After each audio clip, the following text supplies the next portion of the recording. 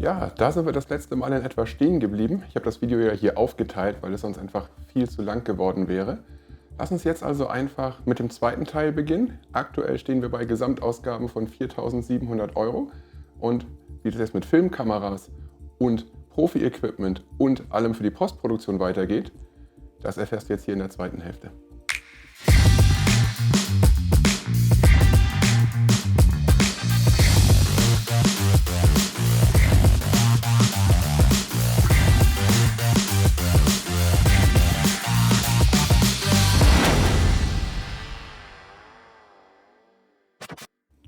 Ja, du siehst, der Tisch wird leerer und leerer. Das heißt aber nicht, dass die Ausgaben kleiner werden.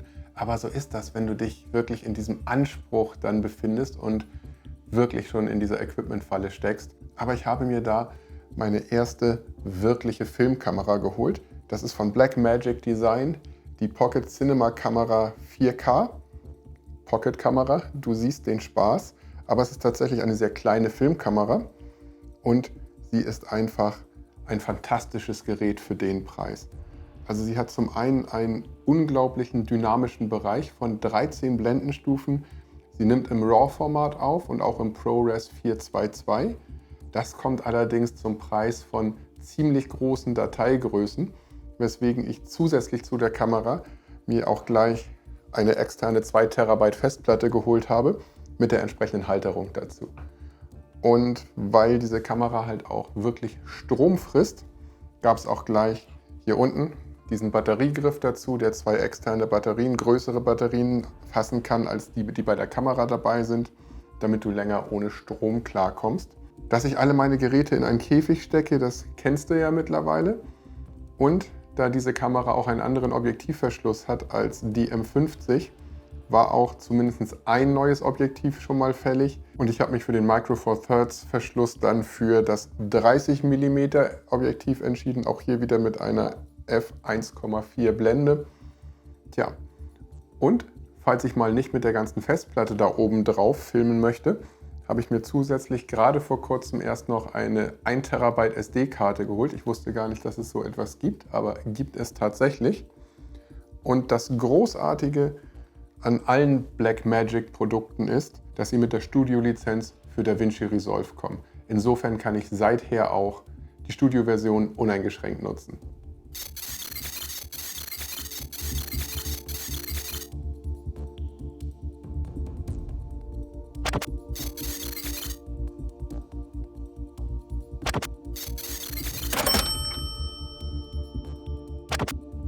Und irgendwann kommt dann der Punkt, an dem du keine Kompromisse mehr machen möchtest. Ich meine, die beiden Geräte hier sind in ihrer Funktion jetzt nicht völlig neu.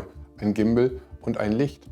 Aber es geht so langsam dann wirklich Richtung Profi-Equipment. Gerade mit der großen Kamera wollte ich unbedingt einen Gimbal haben, der so große Kameras eben auch tragen kann. Und habe mich da für den DJI Ronin RS2 entschieden. Und es funktioniert selbst mit dem Equipment wunderbar.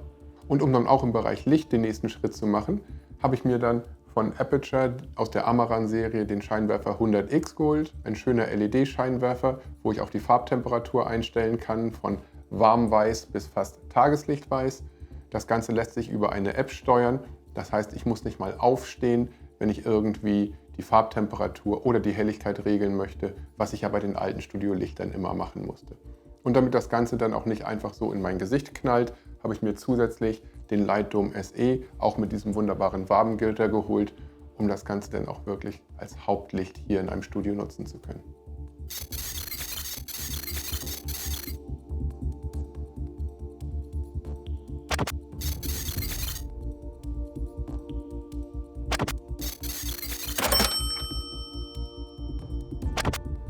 Ja, jetzt wird es vergleichsweise harmlos, denn das Einzige, was mir irgendwie noch fehlte, war Video in 4K. Das schafft die M50 eben nur suboptimal und deswegen habe ich mir noch die Canon EOS M6 Mark II geholt. Das Gute ist, ich brauchte nur das Gehäuse, weil sie den gleichen Objektivverschluss hat. Das heißt, alle Objektive, die ich mir für die M50 schon geholt habe, kann ich hier einfach weiterverwenden. Warum wollte ich unbedingt 4K? Hauptsächlich deswegen, weil ich in der Zeit Videos gemacht habe, wo ich die Kamera einfach schnell irgendwo hingestellt habe, aufgenommen und weitergezogen bin. Und 4K gibt mir die Möglichkeit, in der Postproduktion einfach noch ein bisschen zu zoomen, mal ein Bild gerade zu stellen, den Bildausschnitt zu korrigieren, ohne einen Qualitätsverlust zu erleiden. Und das ist eigentlich der einzige Grund, warum ich eine 4K-Kamera haben wollte. Hätte ich mir die gleich geholt, wenn ich gewusst hätte, dass ich das irgendwann brauche?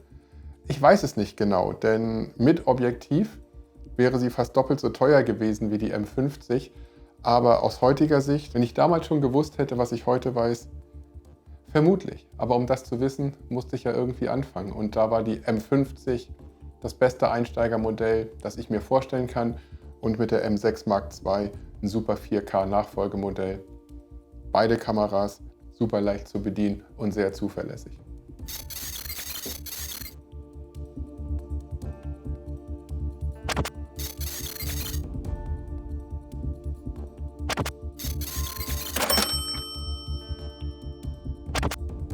Und auch bei der Nachbearbeitung, also der Postproduktion, da ist der Anspruch natürlich über die 2 Jahre gestiegen. Also mein altes MacBook von 2015, das hat da schon lange nicht mehr gereicht. Und deswegen arbeite ich aktuell auf einem iMac 27 Zoll 5K mit 64 GB Arbeitsspeicher, 16 GB Grafikkartenspeicher und 1 TB Festplatte. Das reicht auf jeden Fall aktuell für das, was ich tue. Und damit ich in DaVinci Resolve Studio gerade bei größeren Timelines auch mehr auf einmal im Blick haben kann, habe ich mir dazu noch zusätzlich ein 34 Zoll Ultra-Wide LG-Display geholt und nutze einen alten 22 Zoll Monitor auf der anderen Seite, um mir das Endergebnis einfach mal ohne alle möglichen Steuerelemente anzuschauen. Zusätzlich hatte ich mir vor einiger Zeit schon von Blackmagic Design den Speed Editor gegönnt. Das macht einfach das Schneiden, gerade für den ersten Rohschnitt, deutlich schneller. Zusätzlich habe ich hier mittlerweile 2 Studioboxen von Behringer, die auch es mir ermöglichen, ohne immer Kopfhörer aufzuhaben, auch den Sound und die Musik vernünftig abzumischen, wenn ich meine Videos hier fertig produziere. Und da auf der Intenso, die ich dir vorhin schon gezeigt habe, so langsam der Speicher voll ist, liegt hier mittlerweile schon die zweite externe Festplatte, diesmal von Lacy.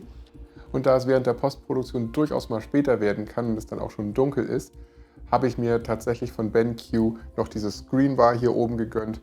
Die macht wirklich sehr angenehmes Licht, ist angenehm für die Augen, blendet nicht, beleuchtet auch nur den Arbeitsplatz hier und nicht noch irgendwie Wand oder drumherum. Also wirklich sehr angenehm. Das ist er. Das hier alles ist mein Arbeitsplatz für meine Postproduktion.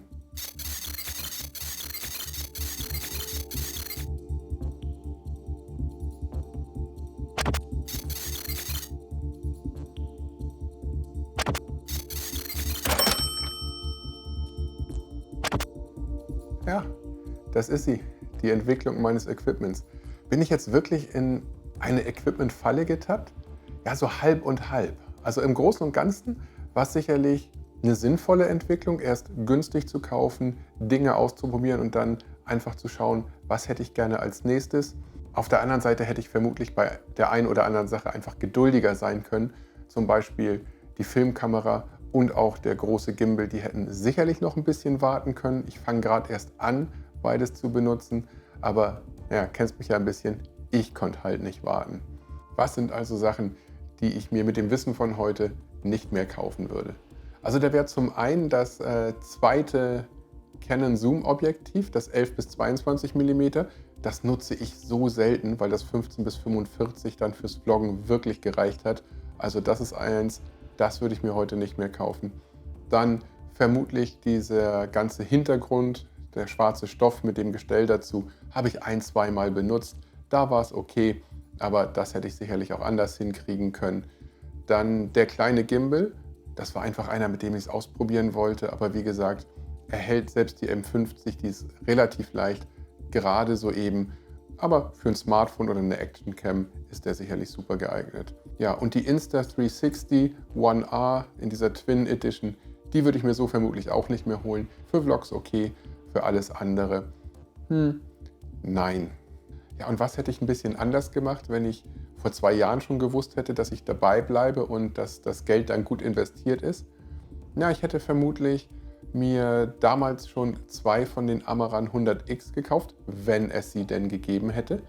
Und vermutlich hätte ich auch nicht die Canon M50 als Einsteigerkamera genutzt, sondern gleich die M6 Mark II. Ja, was kann ich dir jetzt zum Abschied noch mit auf den Weg geben? Also vielleicht steige günstig ein, solange du dich noch ausprobieren möchtest. Wenn du dann merkst, dass es dich packt, sei so mutig, spare lieber etwas und guck nach Einsteigermodellen bekannter Marken und tatsächlich vielleicht auch nicht so ganz das günstigste, sondern eine Stufe höher. Schau dich vielleicht auch einfach auf dem Gebrauchtmarkt um und habe Geduld. Ja? Besseres Equipment macht dich nicht gleich zum besseren Videografen. Habe ich jetzt schon die Nase voll? Nein, auf gar keinen Fall. Wie gesagt, Zoom-Objektiv muss kommen, irgendwas zwischen 24 und 70 mm. Das wird auch noch eine Stange Geld kosten. Und so ein paar Sachen Richtung Mikrofone und Tontechnik habe ich auch noch auf meinem Amazon-Wunschzettel. Wenn dich das interessiert, ich packe dir das in die Videobeschreibung. Da werde ich auch nochmal aus den einzelnen Etappen die genaue Gerätebezeichnung packen, denn ich bin doch ein bisschen schnell an der einen oder anderen Stelle über die einzelnen Sachen hinweggehuscht. Und so nach und nach werden wir uns zum Beispiel die Kameras oder auch ein paar Mikrofone einfach mal im Vergleich anschauen. Und ich zeige dir auch, wofür ich mein Equipment nutze und wie das dann wirklich aussieht. Dann bleibt es auch nicht so theoretisch. Und wenn dich das interessiert, dann abonniere einfach meinen Kanal, dann verpasst du auch kein Video. Da gibt es auch diese Erinnerungsfunktion. Und wenn dir das Video hier gefallen hat, dann einfach liken und mit Freunden teilen. Ansonsten pass auf dich auf, bleib gesund und wir sehen uns.